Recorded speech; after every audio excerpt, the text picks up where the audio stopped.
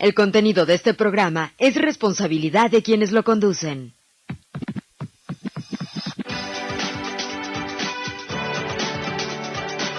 Mentalízate. Un espacio radiofónico hecho para orientarte con la mejor información en materia de salud mental.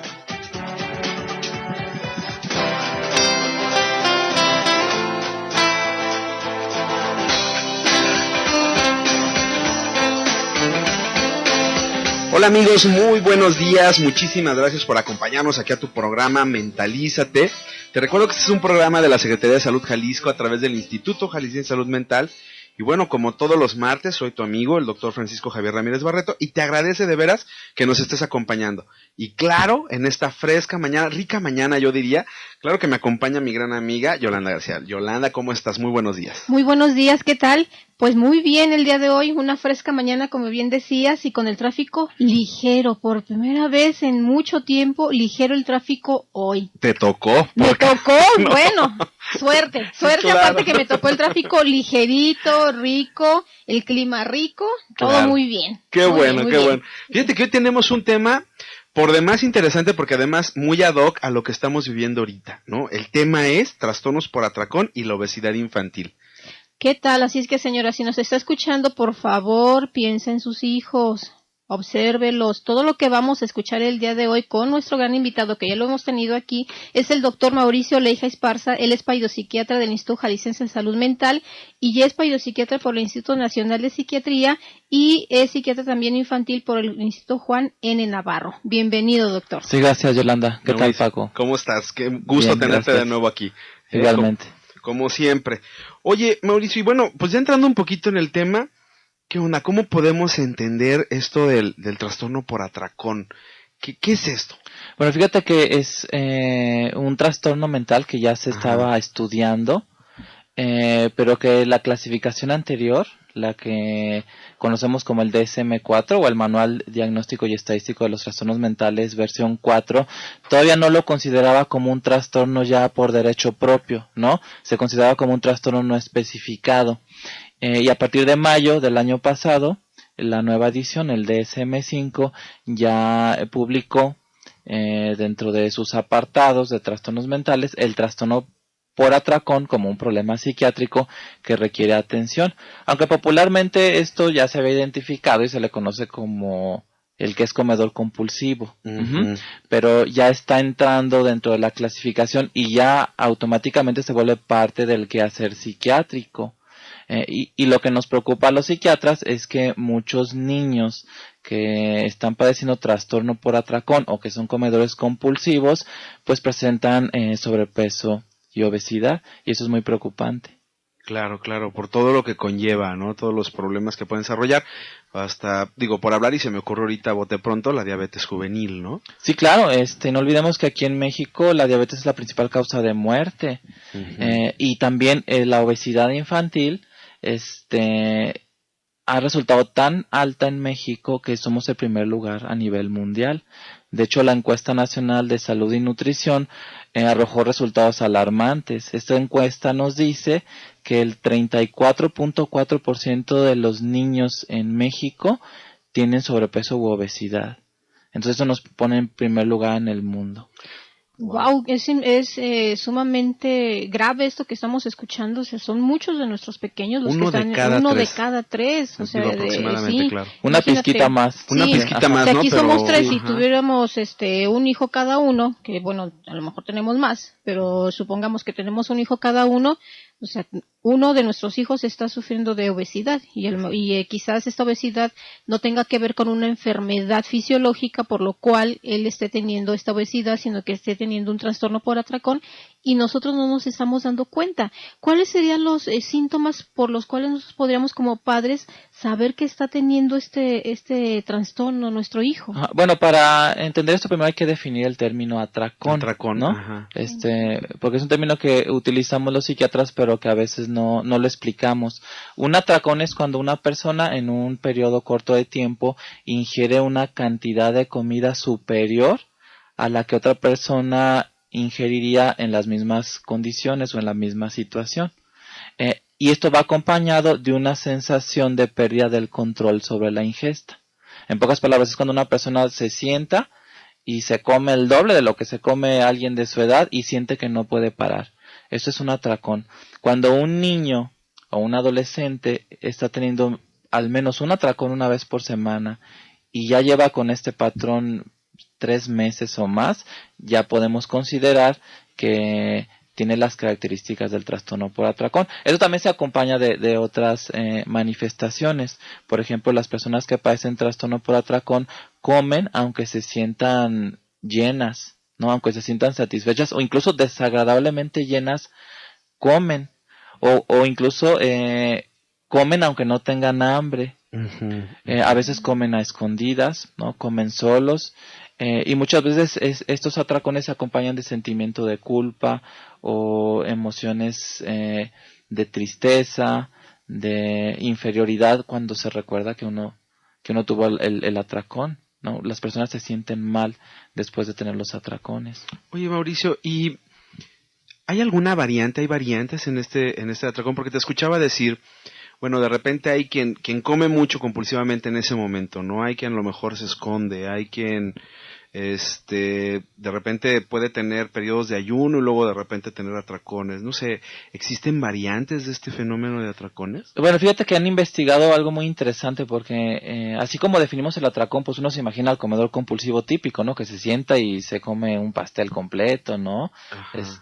O una bolsa grande de botana, una caja de galletas. Pero también los investigadores han encontrado que también existen los atracones que están presentes durante todo el día, pero que se van como que diluyendo, o sea, parecen más atenuados, ¿no? Una persona puede tener un atracón que dure un día. Son las personas que todo el día están picando, ¿no?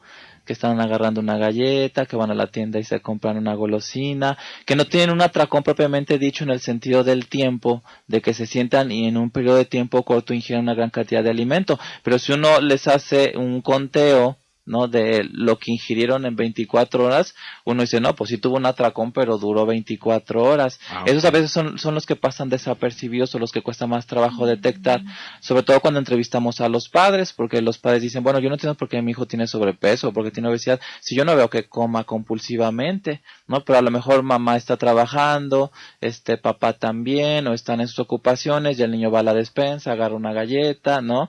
Está viendo televisión, viene un comercial, va por el yogur, no sé, o toma un refresco, y entonces no hay un atracón así propiamente dicho en tiempo, pero durante el día sí se ingiere una gran cantidad de alimento. Ahora, cuando los chicos se empiezan a preocupar mucho por el peso y empiezan a desarrollar alguna conducta que vaya encaminada a bajar de peso, pues ya estamos hablando de otros problemas, ¿no? El trastorno por atracón está clasificado dentro de los trastornos de la conducta alimentaria, que siempre que hablamos de los trastornos de la conducta alimentaria, en automático pensamos en anorexia nerviosa y bulimia nerviosa, pero ahora también tenemos que pensar en el trastorno por atracón, como un trastorno de la conducta alimentaria que nos está explicando que muchos niños y adolescentes tengan cifras de sobrepeso y obesidad, y que ese niño gordito o ese niño con trastorno por atracón después puede variar y convertirse en un niño o una niña con bulimia o un niño o una niña con anorexia. ¿Cuál sería la diferencia con una bulimia? Porque bueno, como papá a lo mejor lo asocio igual, ¿no? Sí, al final es comer mucho, ¿no? Pero ¿cuál sí. sería la diferencia entre un atracón y la bulimia en la parte infantil? Sí, la principal diferencia es que en la bulimia el niño desarrolla una conducta para compensar los atracones. Por ejemplo, el niño tiene el atracón y después va y vomita. O después va y hace 2 horas de ejercicio, ¿no? O después del atracón se mantiene en ayuno por 8 horas o más horas, ¿no? Hay un intento para compensar el atracón, que claro que eso nos está hablando de que ese niño o esa niña ya está preocupado por el efecto de los atracones, que nos ha tocado ver que cada vez en etapas más tempranas encontramos que los chicos se preocupan ya por su peso. A lo mejor hace 10 o hace 20 años un chico gordito no vivía preocupado por eso, pero ya estamos viendo niños o niñas de 7, 8, 9 años que están preocupados por su peso.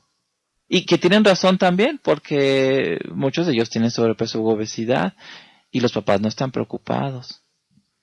A ver, bueno, también es muy preocupante la prevalencia de la obesidad en adulto, ¿no? Porque también ya estamos en el primer lugar a nivel mundial, ¿no? Desde el año pasado ya le quitamos ese primer lugar a Estados Unidos y ya México se coloca en el primer lugar en el mundo en obesidad de adultos. De modo que la encuesta nacional de salud y nutrición también nos dice que la prevalencia es altísima. Por ejemplo, esta encuesta nos dice que en adultos varones tenemos un 69% de sobrepeso y obesidad en población general y en mujeres 73%. Entonces aquí ya son 2 de 3. Son 2/3 partes. 2/3 partes. En los niños, ¿qué se da más? En este fenómeno de atracón, ¿se da más en niños, en niñas? ¿Qué? Es igual. Igual. De hecho, todos los trastornos alimentarios, ya sea anorexia, nerviosa, bulimia nerviosa, trastorno por atracón, conforme vamos retrocediendo en etapas tempranas de la vida, vemos que se van nivelando los sexos, porque estamos acostumbrados a imaginarnos a anoréxicas, bulímicas como mujeres, ¿no? Claro. De hecho, cuando hablamos en términos generales decimos la anoréxica, no la bulímica, porque estamos acostumbrados a que la mayoría son mujeres. Esto es en población adulta, joven o adolescentes, pero conforme vamos retrocediendo en etapas tempranas del desarrollo, nos damos cuenta que esta diferencia de géneros no es No es marcado. No es nada marcada, ¿no? Prácticamente tiende a igualarse. Incluso fíjate, en la obesidad que hablabas, estos datos que nos dabas sobre la obesidad tanto en hombres como en mujeres, realmente la proporción entre uno y otro no es tan importante, pues. No, pues es 69 contra 73%, Claro. un poquito más la mujer.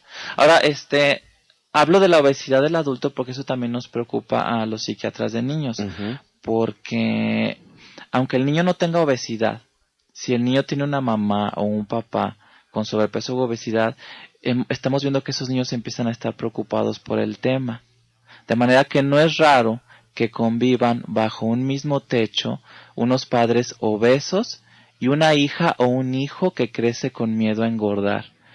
Y al suceder esto ya está la primera semilla para que eso después se convierta en un trastorno alimentario. Fíjate qué interesante, ¿no? Totalmente. Pero vamos entonces a una pausa y volvemos con el doctor Mauricio Leija. Les recuerdo los teléfonos en cabina, 3880-2181 y 3813-1355. Volvemos.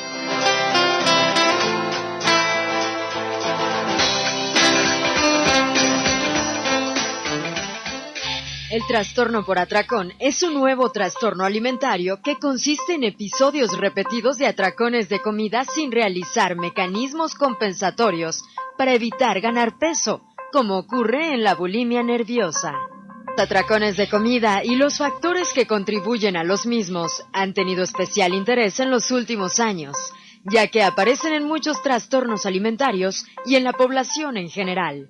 Son un serio problema en la obesidad infantil y son fundamentales en el diagnóstico de la bulimia nerviosa y el trastorno por atracón.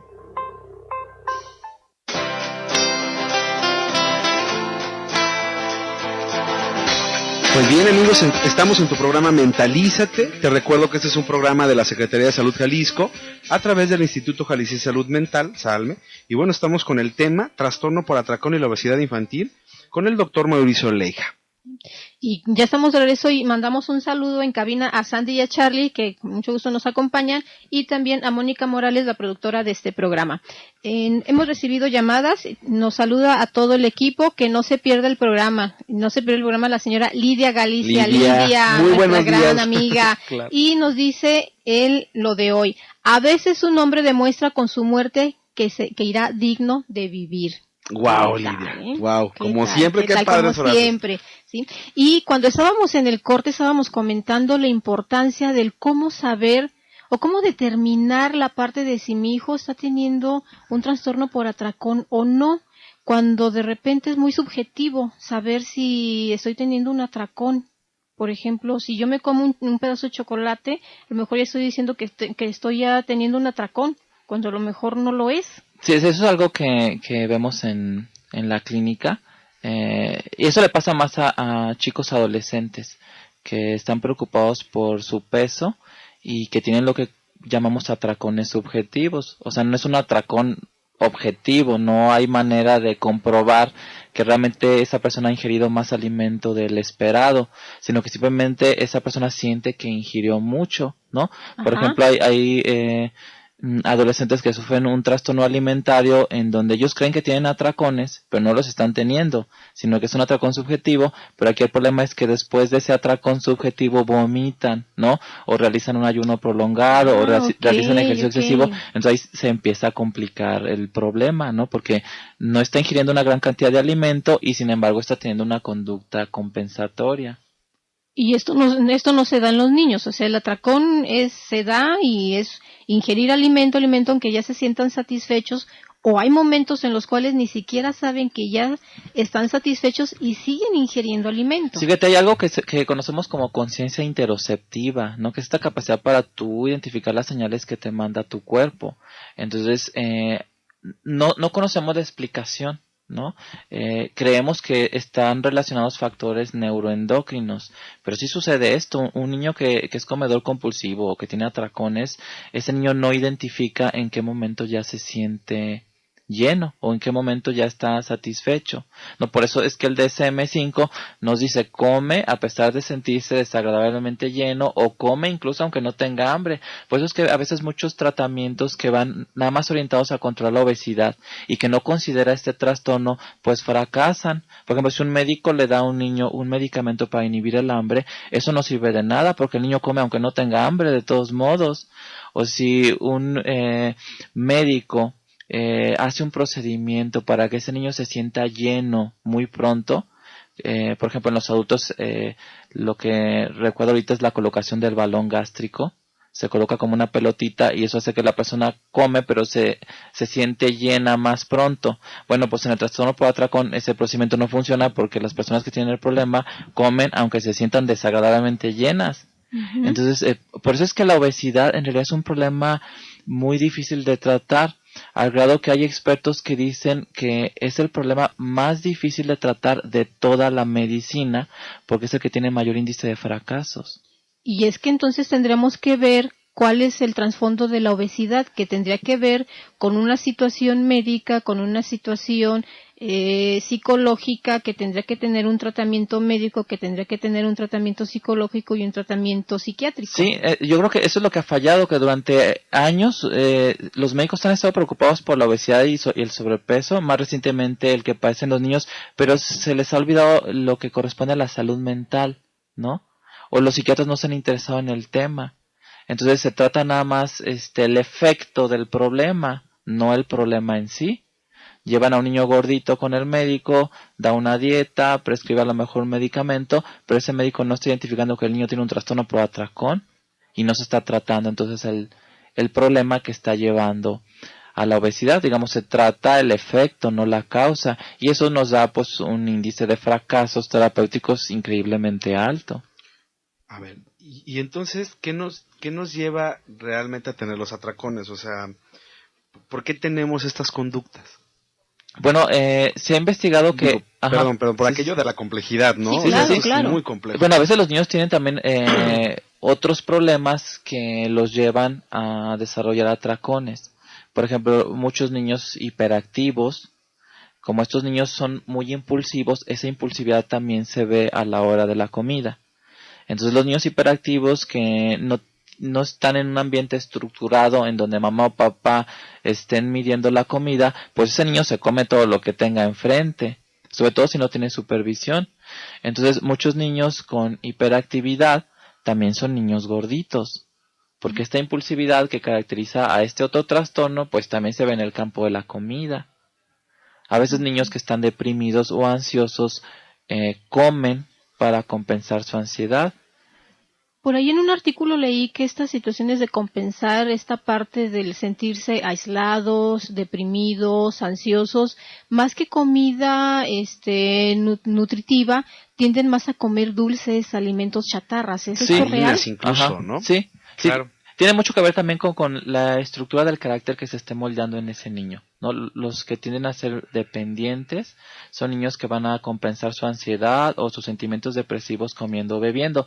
A veces no, a veces el mismo padre es el que hace la compensación. Por ejemplo, un papá que se siente culpable porque no le dedica tiempo a sus hijos, entonces se da ahí una especie de trueque en donde le dice el padre al niño, come por todo el tiempo que yo no te puedo dedicar, ¿no?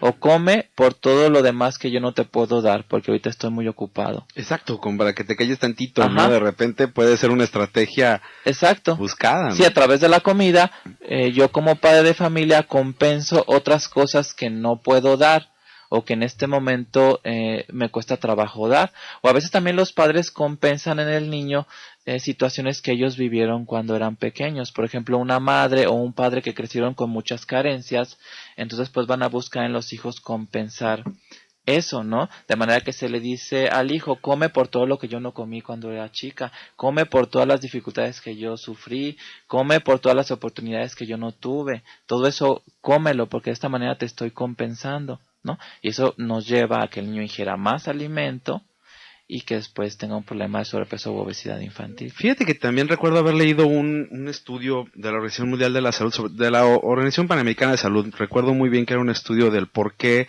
los países latinoamericanos tenían muchos hijos, ¿no? Era un estudio de economía en el campo, y recuerdo que mucho de eso que también hablaba sobre la alimentación y sobre el tema particular de la alimentación tenía que ver con aquello de cómo veníamos de una época de carencias, ¿no? En donde pues comer era importante, o sea, se le daba incluso al hijo mayor o al papá primero se le daba la mejor comida, es decir, cómo socialmente se protegía al proveedor. Y bueno, como ahora pues hasta nuestras abuelitas pues siempre nos ven delgados, ¿no? Siempre nos ven como con necesidad, ¿no?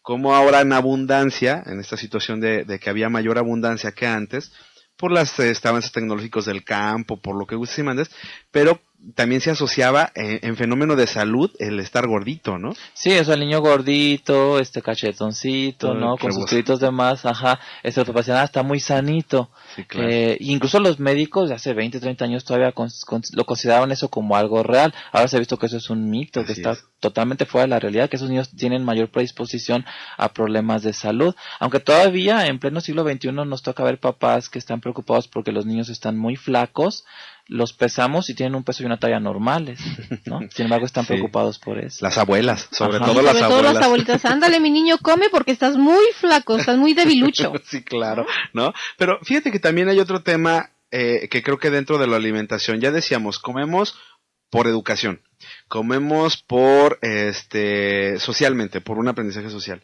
pero también es cierto que nuestro cerebro nos pide comida. ¿A qué voy con esto?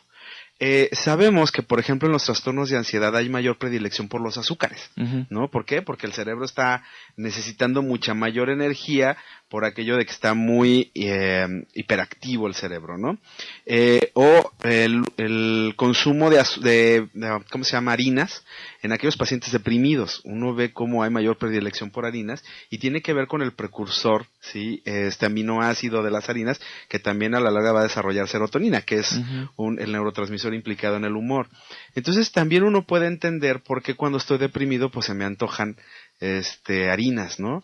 Harinas, y sobre todo si, como normalmente sucede, vengo de una depresión con ansiedad, pues entonces como harinas con azúcar, háblese de galletas, panes. Es como una especie de automedicación, ¿no? Como sucede con las adicciones. Claro, ¿no? O sea, por eso es tan complejo, porque no solamente es lo que me educa, o lo que socialmente me dice que debo estar bien, sino también hasta lo que mi propio cuerpo pide, ¿no? Exacto, ¿no? ¿Qué es lo que el cuerpo está pidiendo para aliviar qué, ¿no? Así es. Así es. Y de ahí la importancia de tener una metodología interdisciplinaria, ¿no? Para este tipo de trastornos. Y cuando hablo de interdisciplinario tenemos que hablar desde un médico, y en este tipo de especialidades tenemos que tener un psiquiatra en el caso de los niños, en el que ve la cuestión de la salud mental. Tenemos que tener un psicólogo que tendría que trabajar no solamente con el niño, sino también con la familia, porque es parte importante, ¿sí? En el apoyo. Tendremos que tener una parte importante en el trabajo del cómo tenemos que alimentarnos, ¿sí? Que tendría que ser un nutriólogo, claro. ¿Sí? Y una parte importante que también es trabajo social, que ellos nos apoyan y nos orientan, la psicoeducación. Claro. Híjole, volvemos, la verdad es que nos quedan todavía más preguntas en el tintero, Mauricio, pero les recuerdo los teléfonos en cabina, 3880-2181 y 3813-355. Volvemos.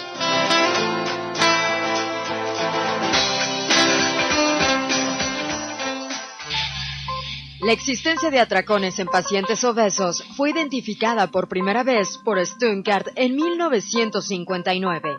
como un patrón distintivo de esta población. Describió episodios de consumo de grandes cantidades de comida, seguidos de sentimientos de culpa, malestar e intentos para hacer dieta. Todo ello sin conductas compensatorias, como serían los vómitos, uso de laxantes, diuréticos o el ejercicio físico extremo. El objetivo principal del tratamiento del trastorno por atracón es conseguir que los menores dejen de comer a nivel de atracón. En los menores con el trastorno que además tienen sobrepeso, el objetivo del tratamiento es doble: la abstinencia respecto a los episodios de atracón y la disminución del peso corporal. Es frecuente que este trastorno también incluya cuadros de ansiedad y depresión.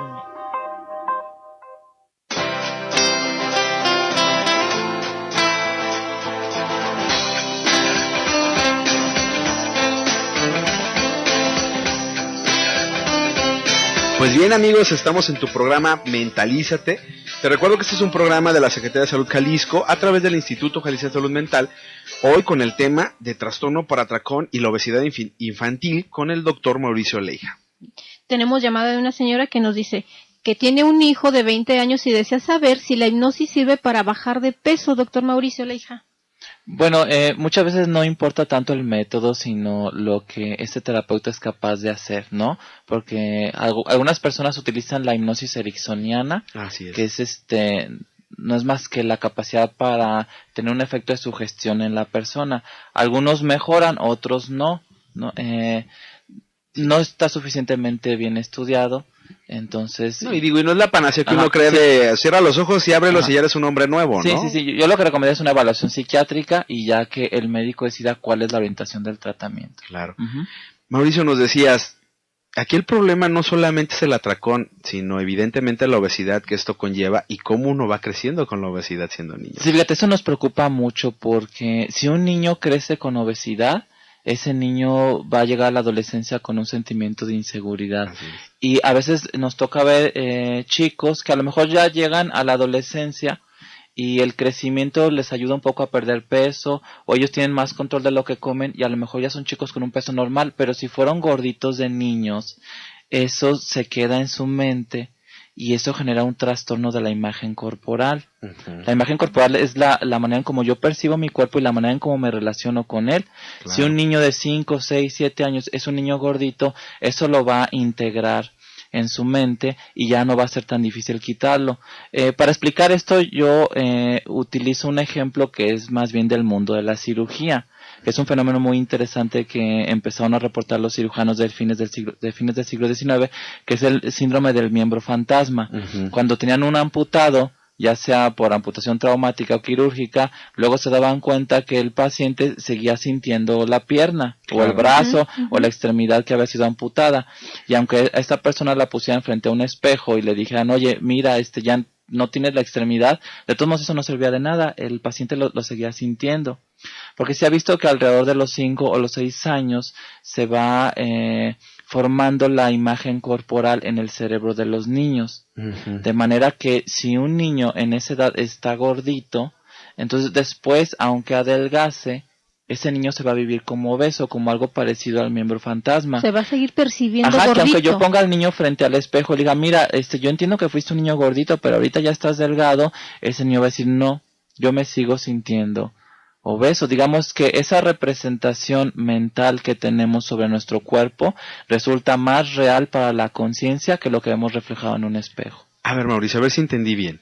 Pareciera entonces que el punto de quiebre en esto de la obesidad infantil son los 5 a 6 años. O sea, ¿cómo yo estoy a esa edad? Sí, porque en esa edad es la edad en que se consolida el esquema corporal. Sí, por ejemplo, niños de 3, 4 años que sufren amputaciones no desarrollan miembro fantasma. Entonces los cirujanos dicen, ok, entonces todavía no había integrado en la corteza cerebral esa imagen del cuerpo. No hay miembro fantasma, pero niños después de 5 o 6 años que sufren una amputación, el niño dice, sigo sintiendo la extremidad. Entonces lo mismo sucede con el sobrepeso. Entonces hay que tener mucho cuidado con esos niños pequeños que ahorita están gorditos. Si mamá y papá dicen, no hay problema, no, sí lo hay. Porque eso se va a quedar como una representación mental que va a ser más real para la conciencia. Perdóname, representación mental, ¿cómo es eso? Mira, la representación mental es la manera en cómo yo me siento o cómo yo me percibo. Yo me veo. Es algo subjetivo, sí. Ah, ok. De manera que eso puede ser más fuerte que lo objetivo, ¿no? Cómo yo siento que soy, cómo yo mido las dimensiones de mi cuerpo, ¿no? Todos tenemos una representación mental para pasar, por ejemplo, por una puerta, ¿no? Sí, claro. O cuando hay mucha gente, nosotros decimos sí, quepo por aquí, no quepo por acá, ¿no? Tenemos esa representación. Perdón, es como si cuando alguien me pregunta, ¿cómo eres? ¿Es el cómo me describo físicamente? ¿A eso te refieres cuando mencionas esta parte? Fíjate que, bueno, no sé, perdón, que Ajá. y a lo mejor me sonrió. Lo que pasa es que estaba escuchando a Mauricio y decía, bueno, también me imagino que es viceversa. O sea, los chicos que estaban delgados, pues cuando se ponen obesos ya de adultos, pues no se perciben como obesos. Es como manejar un auto grande, por ejemplo. Luego pasa un auto chico y tú sigues con la representación del auto De que es grande. un auto grande. Ajá, sí. Y te toma un tiempo, a lo mejor, hacerte la idea que ahora manejas una unidad más pequeña. Entonces lo mismo sucede con el peso. Un chico gordito, a lo mejor ya adelgazó, pero dice, entre estas dos personas yo no alcanzo a pasar, ¿no? Ya, claro. Ya, ok. Sí. Pero realmente se alcanzaba porque ya cambió su cuerpo. Su cuerpo. Ajá. Pero tienes la representación que tenía antes. Okay. Entonces es muy importante porque esto sí queda grabado en la corteza y eso se vuelve más real para la conciencia que lo objetivo o lo que nos refleja un espejo. Y si los padres que nos están escuchando dice, bueno, mi hijo ya pasó de estos 5 o 6 años, ya esa representación quedó en su mente, ahora ¿qué puedo hacer? A lo mejor mi hijo ya tiene 10, 12 años. Y ya pasó esa época y sí estaba gordito y sigue estándolo. Ya sé que ahora tengo que acudir a una área en salud mental que puede ser el Instituto Jalisciense de Salud Mental para que le hagan una valoración y saber si está teniendo un problema de trastorno por atracón. Si ya tiene esta representación mental de que él está gordito y esto le puede afectar, que ya sabemos que sí le va a afectar en un futuro, ¿qué es lo que yo puedo hacer como padre de familia? Así es. Sí, hay muchos recursos que los padres de familia pueden movilizar para ayudar a un niño que se siente gordito, ¿no? Porque el niño tiene sus déficits y también tiene sus recursos, y en esos recursos es donde entra la familia. Si esta familia está ayudando a este chico a sentirse seguro, a sentirse importante, a sentirse querido, entonces esa semilla que estaba ahí sembrada de la inseguridad, de sentirme mal con mi peso, no va a germinar, ¿no? O no va a generar tanto daño como el que pasa si un niño trae esta semilla y aparte los papás le dicen, no, es que eres feo, de nomás, no te queda nada, ¿no? Sí. Deja de estar comiendo. Sí, y si eso le añades la crisis de la adolescencia que todos vivimos, pues entonces ya estuvo que se desarrolló un trastorno alimentario. Claro. De hecho, no es raro que una anoréxica o una bulímica hayan sido niñas gorditas, ¿no? Si uno ve fotografías de estos chicos adolescentes de cuando eran niños con sobrepeso u obesidad y sufrieron este trastorno sin que a los padres les interesara mucho. Y precisamente por esa desinformación, ¿no? En el que no se sabía que los niños podían tener en un determinado momento este trastorno por atracón y en la adolescencia o ya estando adultos poder desarrollar el trastorno por bulimia o el otro trastorno. Entonces imagínate, tenemos 34% de niños con sobrepeso u obesidad. Alrededor del 70% de adultos con sobrepeso u obesidad que son padres de familia de hogares donde los chicos están creciendo con miedo a engordar. Entonces esto es una bomba de tiempo. En pocos años va a dispararse la prevalencia de trastornos alimentarios en adolescentes. Claro. Algo que quizás sea uno de los trastornos mentales más comunes en los próximos años. Así es. Mauricio, híjole, se nos está casi acabando el tiempo. ¿Qué me recomendarías yo como padre de familia? ¿Tú me recomendarías que aún mi hijo con que está gordito, valdría la pena que lo llevara a una atención psicológica o psiquiátrica? Sí, vale la pena. Vale la pena. Lo llevo, porque normalmente lo llevo a su nutriólogo o puedo decir, bueno, ya crecerá, ¿no? También probablemente, pero por esto que tú nos dices, creo que vale la pena la intervención temprana. Exacto, porque ese niño gordito o con sobrepeso posiblemente está teniendo atracones, ese es un problema de salud mental que lo debe tratar un especialista en este campo. Entonces, si mamá o papá tienen un hijo gordito, entonces vale la pena que se acerquen a los servicios de salud mental. Interesante. El Instituto Jalisciense de Salud Mental tiene toda esta información y tiene estos procedimientos, por ejemplo, de psiquiatra, de trabajo social, de el área de psicología y de nutrición para poder atender este tipo de trastornos en los niños. Tenemos una clínica de trastornos alimentarios y que esta clínica brinda atención a población infantil, ¿no? Como ahora ya el DSM-5 ya nos habla del trastorno por atracón, ya los psiquiatras tenemos toda la autorización para considerar esta entidad y dar un tratamiento multidisciplinario. Perfecto, perfecto. Wow, pues ahí tienen, queridos escuchas, ustedes si tienen un hijo con estos síntomas que ya estuvimos escuchando el día de hoy y quieren acudir al Instituto Jalisciense de Salud Mental, no duden en llamar a la línea de intervención en crisis para mayores informes, que es a través del 075 para la zona metropolitana y a través del 01800 227 4747 si usted nos está escuchando del interior del estado. Así es. Híjole, pues la verdad, Mauricio, siempre es un placer tenerte aquí en la cabina. Nos dejas muy claros este trastorno. Creo que estamos hablando de lo que tú bien dices, pudiera ser algo que a futuro va a ser un problema de salud pública. Creo que ya lo es, la parte de la obesidad, pero ahora hablamos como de la parte de la salud mental, ¿no? Asociada a la obesidad. Y bueno, pues ya lo dijimos, ¿no? Acérquense a tratamiento, vale la pena que un especialista en salud mental nos valore a nuestros hijos, o nos diga incluso como padres qué estamos haciendo mal, ¿no? O cómo podemos ayudar a que nuestros hijos pues crezcan de manera más sana, que creo que al final es lo que todo el mundo buscamos. Si los papás están interesados en leer sobre este tema, les recomiendo el libro Hijos Gordos de Marta Alicia Chávez. Claro, ¿me lo puedes repetir? Sí, se llama Hijos Gordos de Marta Alicia Chávez. Es la autora de Tu hijo, tu espejo. Ah, perfecto, perfecto. Pues bien, se nos ha acabado el tiempo. Mauricio, últimas palabras. Acérquense a los servicios de salud mental. Sí, claro. Lleven a sus hijos. Existe una oportunidad de que los niños reciban tratamiento para evitar un trastorno más grave en el futuro. Claro, Yolanda. Y si ustedes desean acercarse, está el CAISAM Estancia Breve, que se encuentra ubicado en Avenida Soquipan, número 1000, letra A, en la colonia Soquipan, en Zapopan. Pues bueno, amigos, la verdad es que le agradecemos mucho que nos haya acompañado a su programa Mentalízate. Te recuerdo que es un programa de la Secretaría de Salud Jalisco a través del Instituto Jalisciense de Salud Mental. Soy tu amigo, el doctor Francisco Javier Ramírez Barreto, y te espera todos los martes de 8 a 9 de la mañana. Muchísimas gracias. Nos vemos el próximo martes. Nos escuchamos, porque no nos vemos. así nos escuchamos. es. Claro, muchísimas gracias.